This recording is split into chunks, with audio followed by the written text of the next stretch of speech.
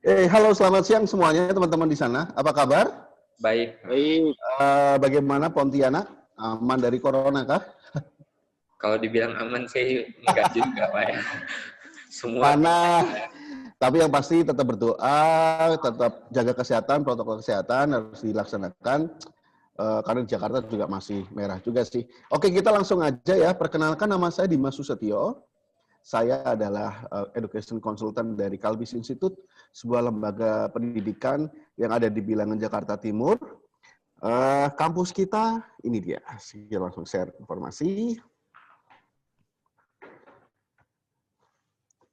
Oh iya, sebelum sebentar teman-teman, saya lupa. Saya ini dulu. Oke, teman-teman, sebelum kita ngomong lebih lanjut, saya minta bantuan teman-teman untuk isi link presensi ya. Link presensi ada di kolom chat teman-teman. Jadi kalau ada info beasiswa, ada kompetisi, atau ada acara-acara yang berkaitan dengan Kalbis, nanti kita akan informasikan, dan jangan takut, ini hanya untuk konsumsi kita saja, karena kita tidak mau nama baik kita tercoreng dengan cara menjual belikan data. Kita nggak mau. Jadi, I hope teman-teman mau ngisi, karena sebenarnya juga berguna buat kalian juga. Oke, kita langsung aja ke slide presentasi kita kali ini. Nah, teman-teman, Kalbis Institute adalah sebuah lembaga pendidikan yang berbasis pada korporasi. Jadi warna dari kampus ini, budayanya, etos kerja, etos belajar, itu sangat berbasis pada perusahaan. Karena apa? Karena kampus ini didirikan oleh sebuah perusahaan yang cukup besar, yaitu namanya Kalbe. Jadi kalau kalian tahu Kalbe Pharma, nah ini adalah pendirinya. Jadi Kalbe Pharma sendiri ada sebuah perusahaan farmasi terbesar se-Asia Tenggara. Jadi nggak ada Indonesia aja, tapi se-Asia Tenggara. Dan dalam perkembangannya, Kalbe Pharma tidak hanya punya perusahaan farmasi, tetapi dia juga sudah mulai merambah bisnis-bisnis lain. Kita punya rumah sakit, kita punya Inagro, itu adalah pariwisata, kita punya properti, kita punya konstruksi juga.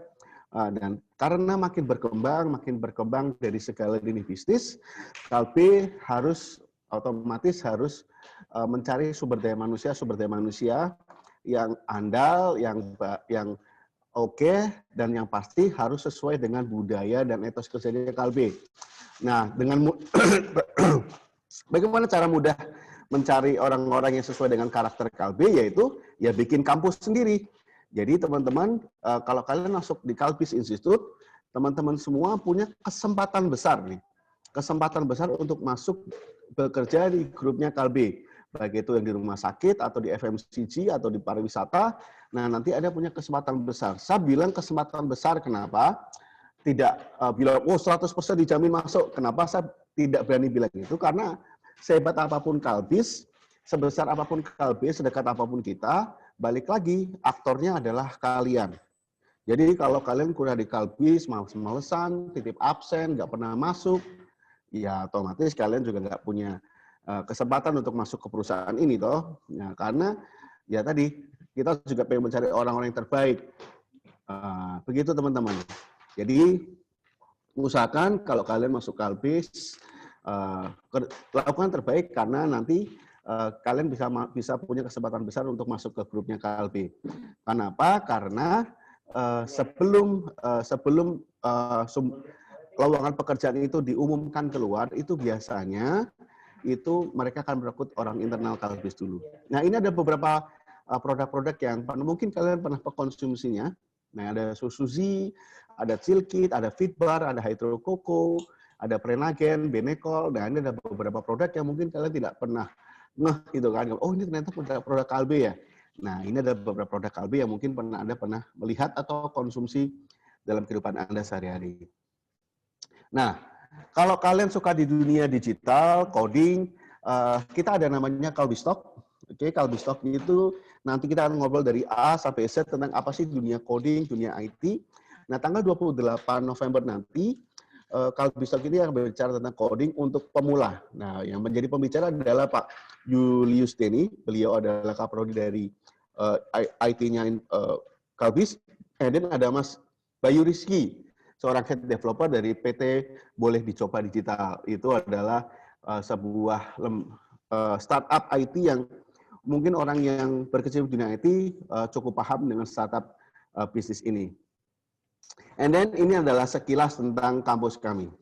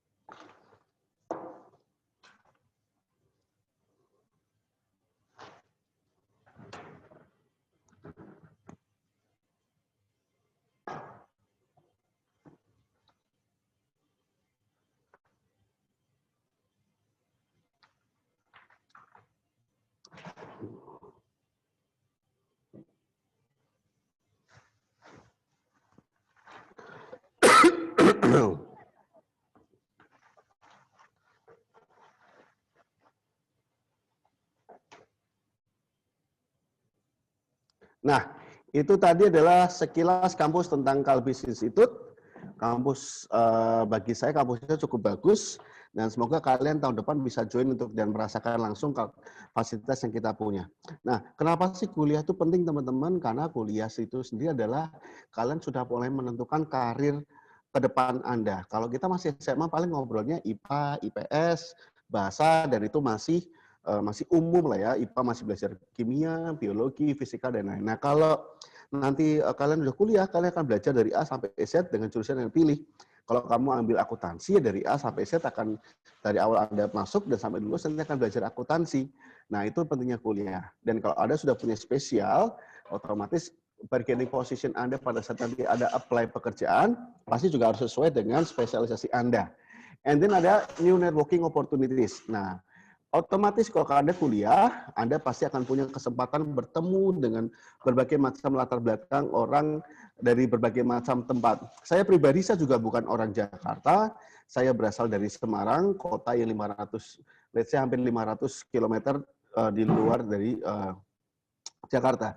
Kenapa saya mau memilih kuliah dari Semarang ke Jakarta? Karena bagi saya pada waktu itu saya merasa kalau di Semarang itu sangat nyaman sekali. Tetapi bagi saya pribadi justru kenyamanan itu akan membuat saya terbuai, terlena dan tidak berani melangkah ke kesempatan baru. Akhirnya saya beranikan diri untuk kuliah di Jakarta sendirian, tidak ada saudara, tidak ada teman, tetapi dari situlah karakter saya dibentuk. Nah, ini berkaitan dengan yang ketiga, personal growth dan improve self-esteem. Nah, karena saya sendiri, saya tidak punya siapa-siapa, otomatis saya juga harus segera beradaptasi dengan lingkungan yang ada. Saya harus membuat jaringan baru, teman-teman baru. Teman-teman, saya informasikan teman-teman, sampai sekarang saya lulus kuliah tahun 2007. Oke, dan sampai sekarang kalau kita bicara tentang bisnis, kalau kita bicara tentang lowongan pekerjaan, saya masih sering ketemu dengan teman-teman kuliah saya. Walaupun saya akui, jujur saya katakan bahwa kalau bicara tentang keakraban secara personal dari hati ke hati, saya sampai sekarang masih nongkrong dengan teman-teman SMA saya. Tapi kalau ngobrol tentang profesional bekerja, saya akan sering ketemu dengan teman-teman kuliah saya. Dan jangan nanti pada saat Anda kuliah, Anda jangan jadi mahasiswa kupu-kupu, kuliah pulang, nongkronglah, ikut segala aktivitas UKM, atau Anda ikut berorganisasi di luar. Pada saat saya kuliah dulu, saya ikut aktif di Greenpeace, di BWF, dan dari situ saya ketemu dengan orang-orang baru, dan sampai sekarang masih channel itu masih terjaga. And then ya tadi, positive return and investment. Karena apa? Jika Anda kuliah, otomatis standar gaji Anda juga berbeda dengan teman-teman yang, mohon maaf, mungkin belum beruntung untuk kuliah, baru SMP, SMA. Nah, begitu teman. Jadi, bargaining position Anda atau posisi tawar Anda pada saat melamar pekerjaan pasti akan lebih besar dibandingkan orang-orang yang tidak merasakan kuliah. Oke, nah, ini ini adalah profesi-profesi yang di tahun 2025 yang mungkin akan diketemui.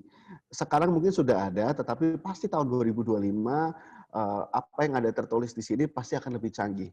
Di awal tahun 2000, pada saat ada saya masuk kuliah dan saat saya lulus kuliah, saya tidak tahu tuh apa namanya apps developer karena waktu itu HP saya masih Nokia dan smartphone itu kan belum ada Android sampai sekarang. Nah, sekarang kalian tahu, kalian semua serba aplikasi, mau jajan, mau naik ojek, mau belanja, semua serba aplikasi dan sekarang makanya dibutuhkan seorang apps developer.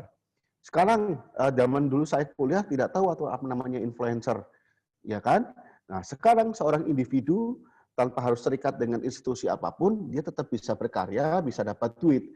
Nah, influencer di Instagram, di YouTube itu kan. Salah satu alumni kita yang sekarang menjadi influencer itu kan, terlepas dari segala kontroversinya, ada namanya Anya Geraldine. Itu adalah alumni dari Calbis Institute, teman-teman. Dan sekarang dia jadi selebgram yang cukup ternama dan pendapatannya juga besar juga dibandingkan jujur saja mungkin dibandingkan dengan saya atau rekan-rekan yang bekerja di kantoran.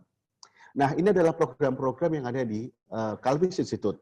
Nah, kita ada namanya S1 Business in Creative Industry. Kalau kalian pengen berbisnis, meng-create bisnis Anda sendiri, entrepreneur, atau bahkan meneruskan bisnis keluarga, teman-teman bisa belajar di sini. Jadi dari awal sampai akhir kita akan bantu kalian semua bagaimana sih mengembangkan bisnis Anda dari mulai sekedar ide, konsep, sampai akhirnya nanti benar-benar diproduksi secara massal. And then ada namanya bisnis psikologi. Jadi ini perpaduan antara ilmu bisnis sama ilmu psikologi. Dikaitkan dengan apa yang saya katakan di depan tadi, bahwa sekarang perusahaan-perusahaan itu tidak mencari orang tidak hanya sekedar IPK besar atau aktif dalam organisasi. Tetapi secara lebih detail lagi, sekarang mereka juga mencari orang-orang yang secara keilmuan atau secara psikis juga sesuai dengan karakter dari perusahaan itu. Oke, makanya kalau Anda masuk di Calbis, otomatis Anda sudah tanpa ada tes psikologi pun, kalau Anda oke, pasti ada secara karakter, secara etos kerja cocok untuk masuk di grupnya Calbis. Tapi kalau kalian seadanya, saya kan bisnis psikologi nih, bisa nggak ya pengen punya bisnis sendiri? Bisa juga. Kalau kalian tahu Youth Manual, Tes Bakat Indonesia, Kuiper, itu sebenarnya adalah lembaga-lembaga bisnis startup yang sebenarnya berkaitan dengan ilmu psikologi. Karena basicnya mereka kan mencari tentang passion orang, ya kan, karakter orang, IQ. Nah, itu adalah ilmu dari psikologi yang dikaitkan dengan bisnis. Nah, ada juga namanya digital marketing. As you know, semua sekarang serba digital. Dengan adanya corona ini, adanya PSBB, pembatasan sosial, kita tidak bisa aktif seperti dulu, otomatis kita akan sering menghabiskan waktu di rumah. Nah, kalau pasti di rumah, dapat saya pastikan teman-teman pasti akan lebih banyak mengakses HP Anda, atau bahkan dengan laptop Anda, pasti dengan koneksi internet. Nah, gimana sih kita sekarang bikin strategi marketing lewat digital, lewat internet? Kalau dulu kan masih konvensional lewat koran, ya, atau radio, atau mungkin lewat baliho besar, kan. Nah, sekarang efektifnya iklannya atau marketingnya lewat digital marketing. And then ada namanya finance essential. Kalau kalian suka berkecimpung di dunia investasi, perbankan, pasar modal, reksadana, nah kalian bisa join di jurusan ini. And then ada namanya S1 akuntansi. Ini orang-orang yang ingin bekerja di akuntan publik, di dunia perpajakan, audit, monggo silakan masuk di S1 akuntansi. Kalau kalian tidak suka yang berkaitan dengan manajerial bisnis akuntansi, we have another faculty. Kita ada namanya fakulti yang di industri kreatif. Ada namanya S1 informatika yang di dalamnya ada prodinya ada namanya cyber security. Nah, ini adalah jurusan yang sedang seksi sekarang. Kenapa? Karena ini tidak semua kampus punya jurusan ini dan sekarang kalian tahu data, digitalisasi data itu sekarang lagi hot-hotnya lah, panas-panasnya. Bagaimana kita bisa menyimpan data, kalau kalian sekarang kalau Instagram, Facebook, Shopee, apapun itu sekarang semua serba digital. Nah, bagaimana data-data itu tidak bisa dicuri orang, itulah tugas dari cyber security. Kalau kalian tahu beberapa waktu lalu, Tokopedia sempat pusing gitu kan, karena 9 juta data pelanggannya itu dibobol orang yang tidak dihack sama orang yang tidak bertanggung jawab. Nah, itu pentingnya seorang cyber security seperti itu, apalagi di zaman di mana kabar-kabar hoax sekarang merajalela. Tugas seorang cyber security tidak hanya sebagai penjaga gawang, tapi dia juga sebagai investigator mencari orang-orang yang dari mana sih kabar hoax itu berasal, kabar-kabar palsu itu berasal. Nah, itu seorang tugas dari cyber security. And then ada game computing and technology. Kalau kalian suka di dunia games, kalian meng-create games Anda sendiri, tidak hanya sebagai pemakai. Nah, pemakai game, kalau dulu saya zaman kuliah, zaman saya dulu kecil tuh kalau mau main game harus ke pasar dulu, ganti duit cepet atau gopek, itu kan, main dingdong di pasar. Lah, kalau sekarang game hanya lewat HP Anda. Nah, kita pengen ke teman-teman meng-create game-game Anda, kalau bisa sebesar COC, atau kan PUBG, imposter. Nah, seperti itu teman-teman. Terus ada namanya sistem informasi. Nah, kalau kalian suka di dunia ini, sistem informasi itu adalah ilmu di mana mereka menjadi muara dari segala informasi yang ada. Dari informasi yang ada itu nanti difilter, dipelajari lebih lanjut lagi lewat digitalisasi. Sekarang komputerisasi ada algoritmanya tertentu, sehingga nanti ada muncul keputusan-keputusan bisnis baru. Nah, gampangnya seperti kalau sistem informasi itu adalah idenya berasal. Nah, kalau IT itu adalah menerjemahkan ide itu. Jadi saya punya, jadi sistem informasi itu dia orang itu punya ide, aku pengen punya Gojek online sih. Nah, nanti apps developer dari IT itu lah bikin apps-nya. Begitu teman-teman kalau ngobrolin tentang bedanya IT sama sistem informasi. And then ada namanya ilmu komunikasi. Di dalamnya ada advertising dan digital communication. Kalau kalian suka dunia periklanan, ketemu dengan orang-orang yang eksentrik, unik, cocok di sini. Di mana kita bisa membrainwash orang dari sebuah produk, akhirnya terbiasa menyebutkan merek. Gampangnya seperti ini, kalau kita terbiasa nyebut air mineral, itu kan di otak kita, itu mayoritas orang akan berpikir air mineral adalah Aqua, apapun mereknya. Bang, beli Aqua dong, tapi dikasih Fit, dikasih Prima, dikasih Ades, Anda tidak pernah marah, karena di otak Anda yang namanya air mineral itu adalah Aqua. Saya orang Semarang itu kalau menyebut sepeda motor itu adalah Honda. Jadi kalau saya beli Suzuki, beli Yamaha, beli Kawasaki, pasti bilangnya aku tuku Honda Yamaha, saya beli Honda Yamaha, seperti itu. Nah, jadi gimana advertising itu bisa mendorong seorang untuk menjadi produk, bisa membeli produk Anda. Terus ada yang namanya digital communication tadi. Jadi psikologis digital communication itu kan berbeda dengan digital kita ngomong. Kalau di digital sekarang itu semuanya harus serba simple, tidak terlalu panjang lebar. Ya kalaupun ada story-nya juga story-nya jelas. Nah, gampangnya seperti ini kalau menjelaskan. Kalau kita buka YouTube, ya kan, kalau kita buka YouTube, biasanya ada namanya iklannya, ya kan, AdSense lah, AdSense. Nah, kalau orang AdSense-nya iklannya terlalu panjang, biasanya orang akan skip ads. Dibandingkan kalau iklannya cuma 5 atau 10 detik, orang kan pasti 5-10 detik biarin aja lah jalan gitu kan. Nah, itu bicara tentang digital communication, bagaimana terkadang tidak butuh waktu lama untuk mengiklankan sesuatu. And then ada broadcasting. Nah, kalau kalian suka dunia pertelevisian, radio, ya, atau Anda pengen bikin YouTube, jadi Anda menjadi content creator YouTube Anda sendiri, channel YouTube Anda sendiri, itu sekarang juga lagi hot-hotnya, teman-teman, lagi panasnya. Karena bahkan artis-artis pun sekarang juga punya channel YouTube sendiri kan. Nah, kayak Next Carlo, walaupun dia bukan artis, tapi dia juga terkenal karena dia punya channel yang membuat orang tertarik dengan dunia kuliner. Dan asiknya di YouTube adalah mereka tidak terkekang dengan aturan-aturan KPI yang biasanya mensensor. Nah, di YouTube mereka lebih bisa mengaktualisasi apa yang menjadi ide atau menjadi passion mereka di otak mereka. And then ada namanya strategic communication. Itu kalau kalian pengen menjadi PR, menjadi humas, nah kalian bisa masuk di strategic communication. And the last one adalah desain komunikasi visual. Kalau kalian suka dunia animasi, desain grafis, cocok untuk masuk di jurusan ini. Nah, ini adalah lembaga atau departemen yang ada di Kalpis. Ada Next Center. Jadi Next Center itu yang menjembatani Anda. Ini biasanya membantu teman-teman yang ambil jurusan bisnis dan kreatif industri. Nah, di Next Center ini, kalian akan mendapatkan pelatihan-pelatihan berkaitan dengan wirausaha. Dan Next Center juga membantu Anda untuk menyambungkan dengan komunitas-komunitas bisnis. Bahkan tidak jarang pula Next Center memberikan modal bagi bisnis mahasiswa. Dan kalau kalian pengen bisnis, bisnis kalau nggak punya kantor biasanya gimana kan? Nah, kita juga menyediakan co-working space buat teman-teman yang kuliah di Kalbis untuk bisa punya co-working space di Next Center itu gratis teman-teman. Jadi Anda punya semacam virtual office. Nah, kalau punya kantor kan biasanya lebih pride-nya akan berbeda dibandingkan hanya sekedar jualan online seperti itu teman-teman. Terus ada namanya International Office. Nah, International Office itu adalah departemen yang ada di Kalbis yang menghubungkan Anda dengan lembaga-lembaga di luar sana. Jadi kalau Anda pengen study abroad atau pengen double degree, nah Next Center ini yang menggabungkan Anda dengan kampus-kampus di luar negeri.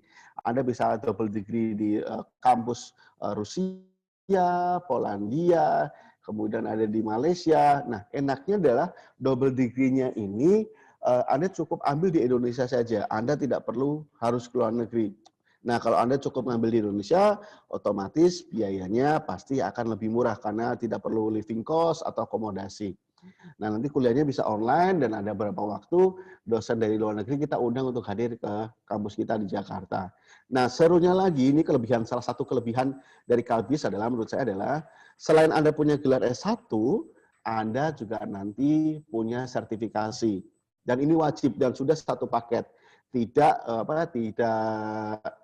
opsional, ini wajib dan sudah satu paket. Contohnya seperti ini.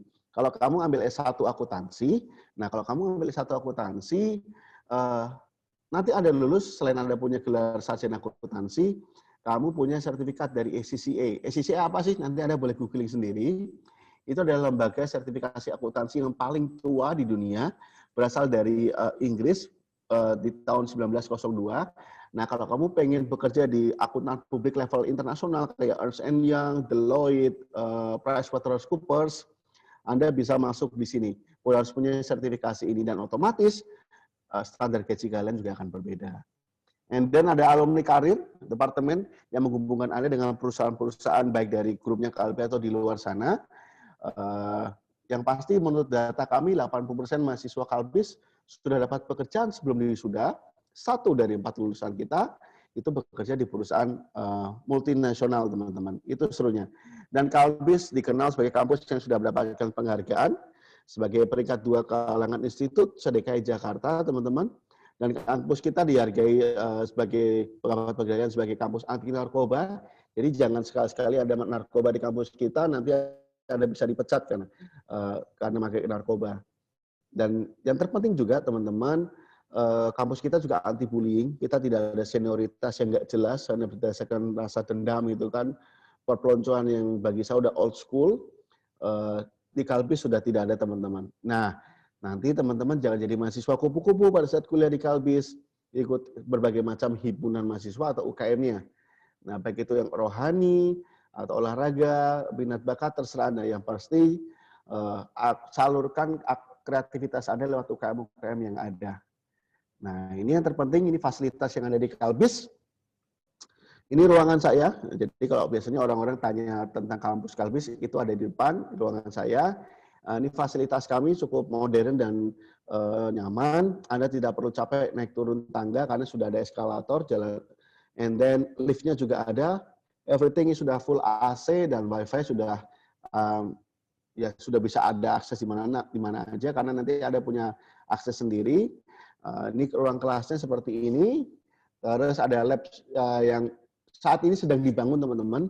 Jadi kita harapkan pada saat Anda nanti lulus, kalau ada join di Kalbis sudah Anda bisa pakai. Karena ini sudah hampir 50% jadilah. Nanti kalau Agustus, pasti kalau Agustus, Juli Agustus Anda masuk, ini sudah jadi. Nah, ini kalau di labnya broadcasting. Nah, kalau kalian nanti masuk di Kalbis, Anda juga tidak perlu terlalu banyak beli buku. Anda buku bisa akses gratis. Paling 3-4 buku yang harus Anda beli, sisanya Anda bisa akses gratis di kampus kami lewat perpustakaannya.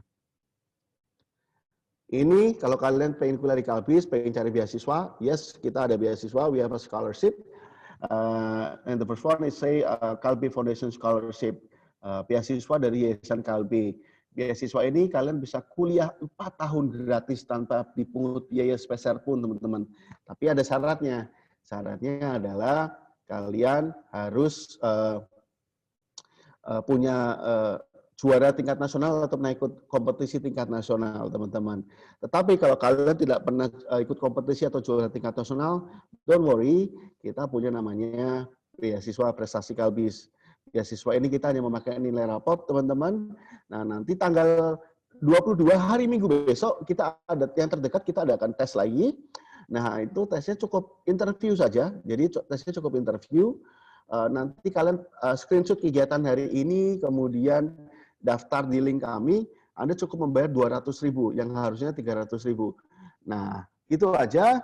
Nanti tesnya interview ditanya tentang apa sih passion kalian, mengapa mengambil jurusan ini, dan latar belakang keluarga Anda seperti apa. Nah, nanti prestasi Kalbis ini, nanti kuliah di Kalbis kan ada 3 komponen biaya. Uang pangkal sama uang peralatan itu bisa gratis dari 50 sampai 100%. Uang biaya semester pun itu nanti akan ada potongan sama 8 semester.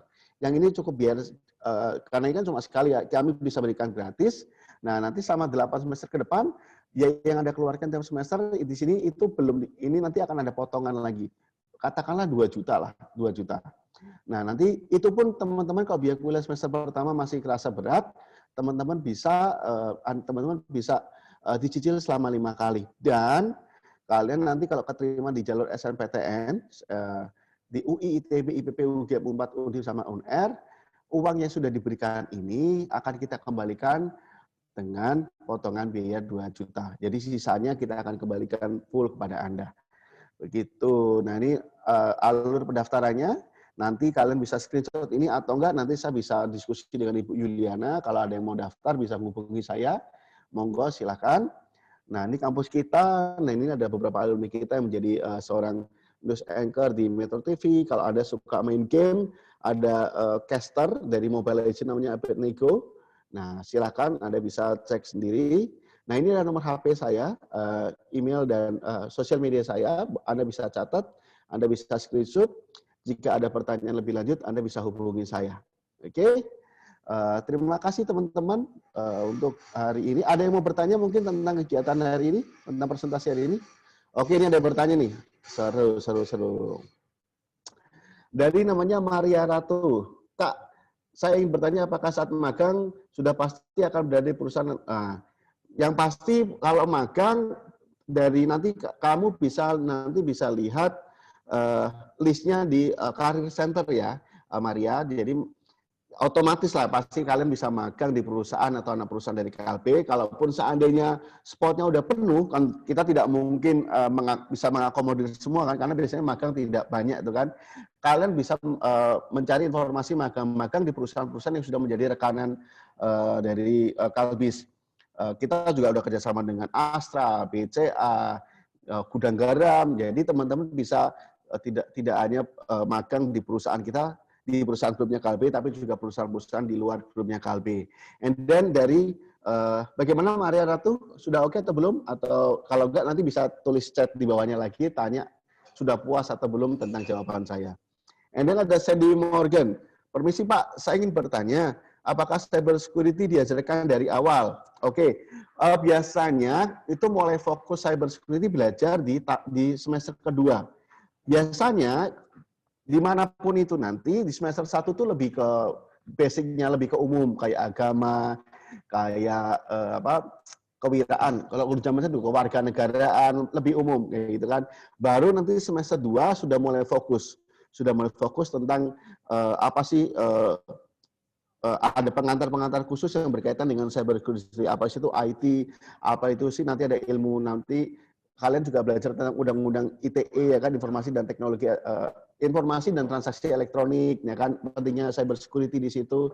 Nah, nanti kamu sudah mulai fokus di semester 2-nya karena tidak hanya di Kalbis kok, di kampus manapun semester 1 itu biasanya sudah masih yang umum-umum dulu. Yang mata kuliah wajib kita sebutnya dulu. Oke, gimana Sandy kalau oke atau memang masih tanya boleh tulis di chat di bawahnya. And then ada Hansen Nicholas. Halo Pak, saya izin bertanya, apa keunggulan dari jurusan Finance Essential di Kalbis Institute? Terima kasih. Nah, keunggulan kami di Kalbis Institute Finance Essentialnya adalah nanti kamu akan dapat sertifikat dari CWMA, Certified Wealth Management Association.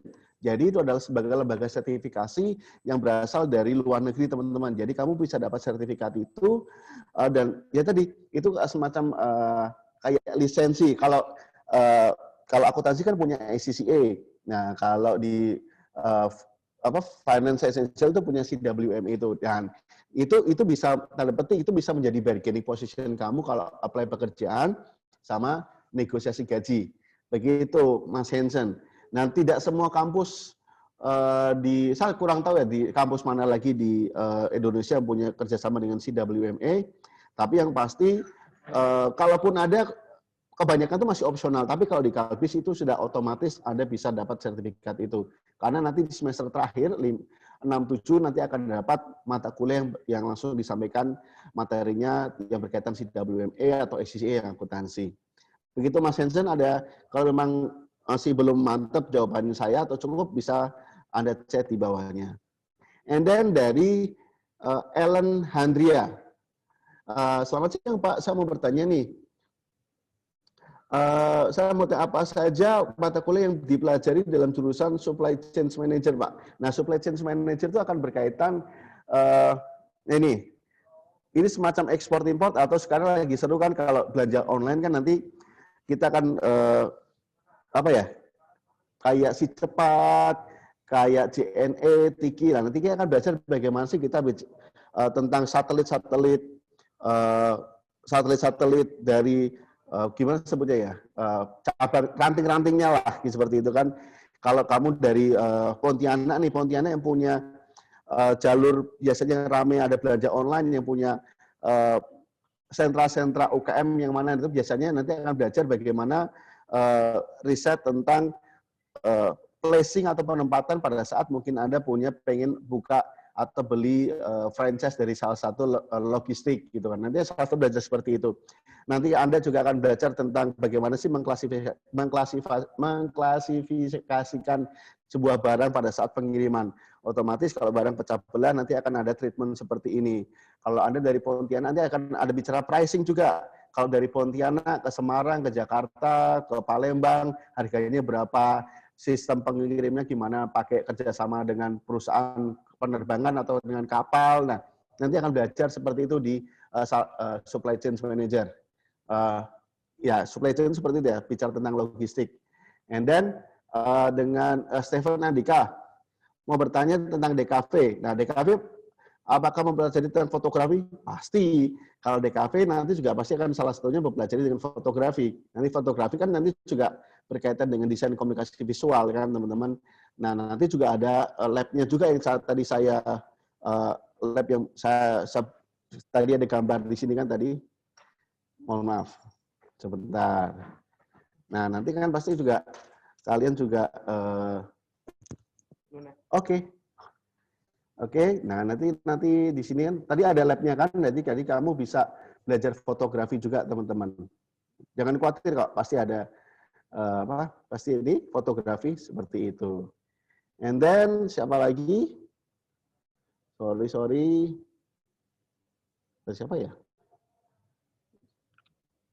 Oke.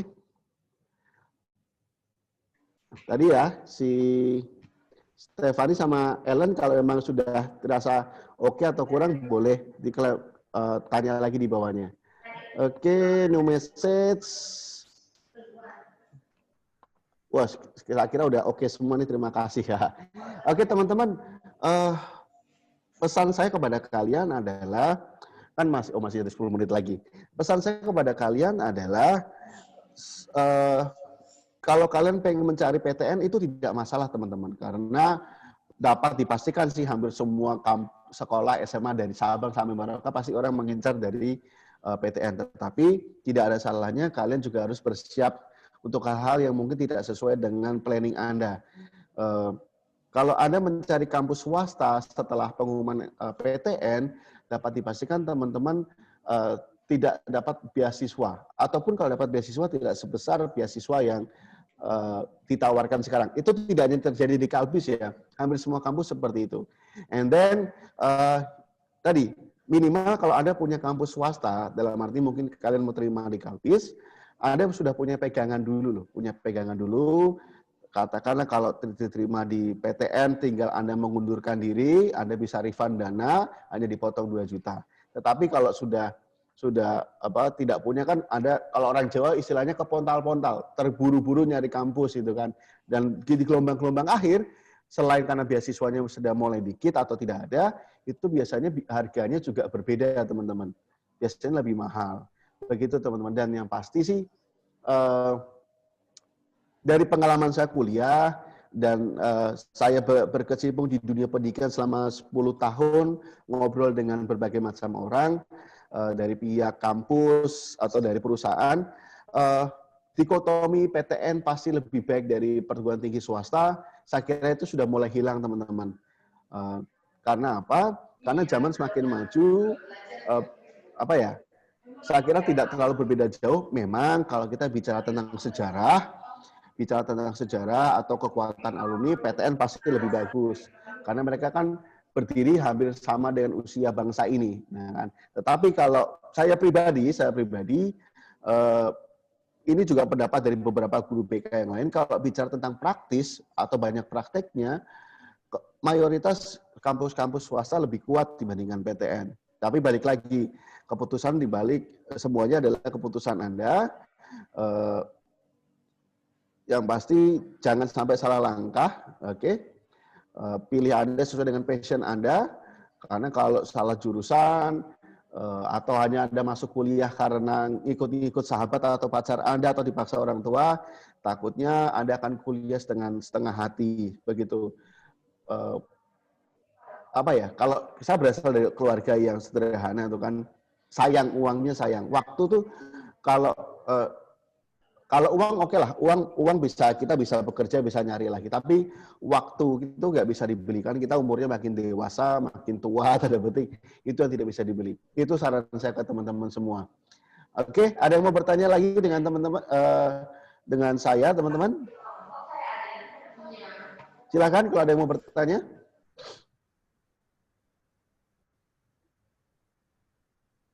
Wah, serius amat. Jaga kesehatan terus. Ada yang, belum ya? Jaga kesehatan Anda. Saya tekankan lagi, nanti dimanapun Anda kuliah, jangan jadi mahasiswa kupu-kupu ya teman-teman. Kuliah pulang, ikut nongkrong, ikut ya, dalam kegiatan banyak aktivitas. Saya sampai sekarang itu mungkin tadi udah kembali saya tekankan, mungkin saya sudah bilang tadi. Saya secara personal, saya dekat dengan teman-teman SMA saya. SMA itu masa saya paling indah, persahabatan saya paling ketat, paling kuat lah. Sampai sekarang saya masih nongkrong, bahkan kalau sudah punya anak, istri semua. Tetapi kalau bicara tentang jaringan pada saat saya mau berbisnis atau bekerja, jaringan kuliah saya itu lebih banyak dan lebih kuat. Dan ya kalau bisa sih kuliah keluar sih. Karena tadi mental Anda pasti akan terbentuk kok. Mental Anda pasti akan terbentuk, karakter Anda pasti terbentuk juga. Karena pengalaman pribadi saya juga mengatakan seperti itu, bahwa Anda pasti akan punya pola pikir yang berbeda dengan, bukan berarti Pontianak jelek ya, tetapi gini, pada saat kita berada di satu posisi yang sama terlalu lama, terlalu nyaman, justru terkadang sesuatu yang terlalu nyaman itu tidak membuat kita berkembang. Manusia tuh butuh ritme, butuh dinamika. Dan itu saya rasakan waktu saya setelah lulus sempat bekerja, balik lagi ke Semarang, saya nggak betah. Karena Semarang terlalu aman, terlalu nyaman. Saya butuh, ya pribadi orang berbeda-beda ya, tapi saya pribadi sih butuh sesuatu yang lebih lebih menghentak lah, begitu. Oke, ada yang mau bertanya lagi? Silakan. Atau sudah mulai jam-jam ngantuk nih kelihatannya ini. Sudah pada makan semua tuh? Nikmati masa SMA Anda. SMA itu paling jujur, paling enak, paling asik. Ya walaupun zaman Anda sekarang juga nggak asik ya, kuliah online. Nikmati masa SMA Anda yang Agustus itu kurang lebih 4 bulan, dikurangi libur akhir tahun dan Natal akhir tahun, kurang lebih 4-5 bulan lagi, nikmati masa-masa kebersamaan Anda dengan teman-teman SMA Anda. Walaupun Anda berada di zaman yang tidak enak sekarang, tapi yakini bahwa pandemi akan selesai. Awal dari tahun 1900, dunia juga dihebohkan dengan flu Spanyol. Oke, dan kita survive, manusia survive. 97-98 pada saat saya SMP, kita juga hancur total karena krisis moneter. Indonesia juga survive. Saya yakin, saya optimis, bangsa kita bisa survive, bisa kuat, dan saya yakin kok COVID, Corona ini juga akan segera hilang. Oke, Pak Suryono Sin, monggo, silakan untuk mengambil alih kendali, Pak. Silakan, Pak. Ya, terima kasih Pak Dimas dari Kalbis Institute. Terima kasih atas informasi yang sudah disampaikan kepada peserta didik kami. Semoga informasi yang diberikan kita harus yakin dan percaya Pak bahwa apapun yang disampaikan sedikit banyak tetap akan bermanfaat bagi anak, baik itu terkait dengan informasi kuliahnya maupun informasi dari pengalaman-pengalaman yang Bapak sharingkan barusan gitu ya. Seperti yang kata Bapak tadi, bahwa apapun pilihan perguruan tinggi nanti anak-anak ambil, baik negeri maupun swasta, pastikan untuk pilih sesuai dengan passion masing-masing. Nah, dan yang tadi yang menurut saya sangat menginspirasi, kita tuh harus berani untuk keluar dari zona nyaman, karena dengan begitu kita bisa berdinamika, berproses hidup untuk kemudian bisa berkembang di masa depan. Terima kasih Pak atas informasinya. Terima kasih, berkah dalam semuanya. Itu artinya Tuhan memberkati. Iya. Berkah dalam, dadah semuanya. Terima kasih, God bless you.